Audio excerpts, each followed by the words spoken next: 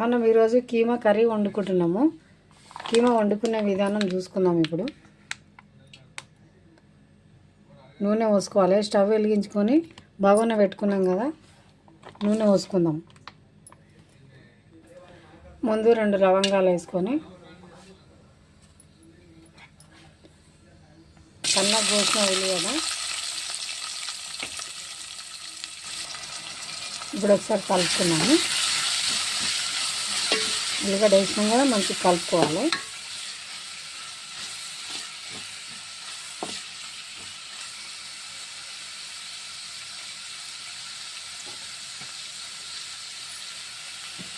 మంచిగా నూనెలో మగ్గాలి. ఇది మూత వేసుకున్నాం.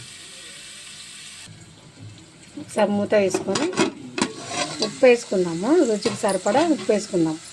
ఉల్లిగడ్డ వేయగానే ఉప్పు వేసుకోవాలి. మంచిగా నూనెలో మగ్గుతుంది అన్నట్టు.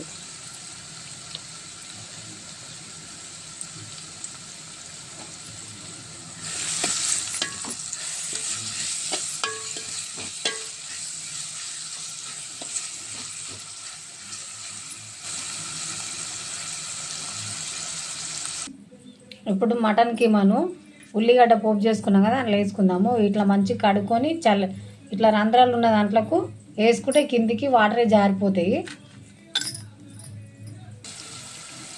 నూనెలో మంచిగా మగ్గిపోయింది ఉల్లిగడ్డ. ఇప్పుడు మటన్ కీమా ఇలా వేసుకున్నాం.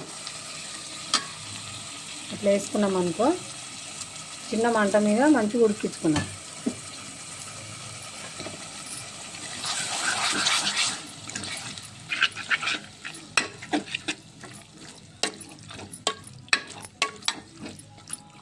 ఇట్లా కలుపుకొని మూత పెట్టుకోవాలి.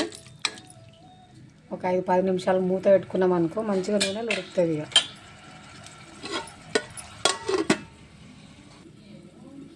ఇప్పుడు అల్లం వెల్లిగడ్డ వేసుకున్నాము. అల్లం వెల్లిగడ్డ ఒక చెంచా,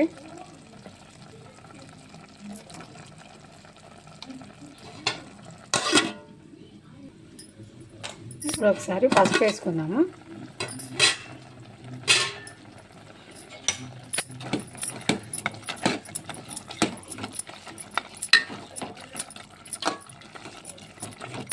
మంచిగా చిన్న మంట మీదనే ఉడికించుకోవాలి. మంచి టేస్ట్ అవుతుంది. పెద్దగా పెట్టినాం అనుకో మాడిపోతుంది.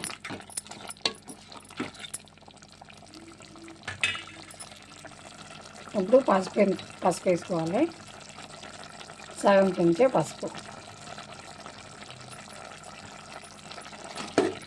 వేసుకున్నాక మంచిగా కలుపుకొని మూత పెట్టుకొని మళ్ళీ ఒక 5 నిమిషాలు ఉడికించుకుందాం.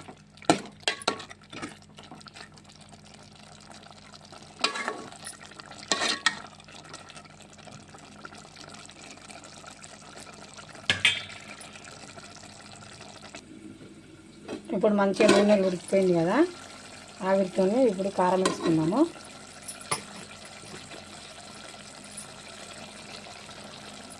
ఒక చెంచా సగం వేసుకుంటే సరిపోతుంది. వేసుకున్న తర్వాత మంచిగా కలుపుకొని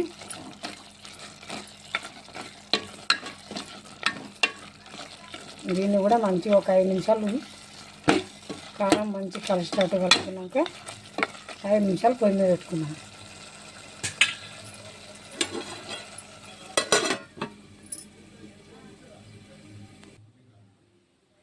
దాంట్లోకి 2 టమాటాలు, ఒక కొత్తిమీర కట్ట తీసుకొని మంచిగా ఏరుకుందాం. టమాటాలు కట్ చేసుకుందాం. ఇప్పుడు కొత్తిమీర వేసుకుందాం కొంచెం.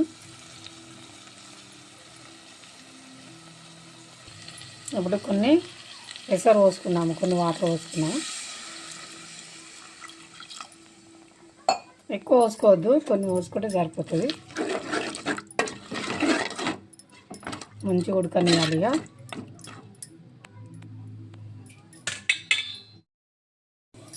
ఇక టమాటాలు వేసుకోవాలి.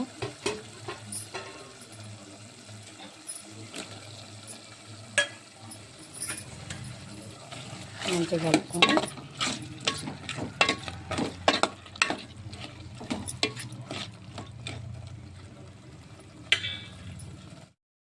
మంచిగా దగ్గరికి అయిపోయింది కదా, ఉడికింది కదా. ఇప్పుడు గరం మసాలా వేసుకుందాము. దీని తర్వాత కొంచెం కొత్తిమీర వేసుకుందాం లాస్ట్లో, బాగుంటుంది. కలుపుకోవాలి. ఇక అయిపోయింది, దించేసుకుందాం, అయిపోయింది.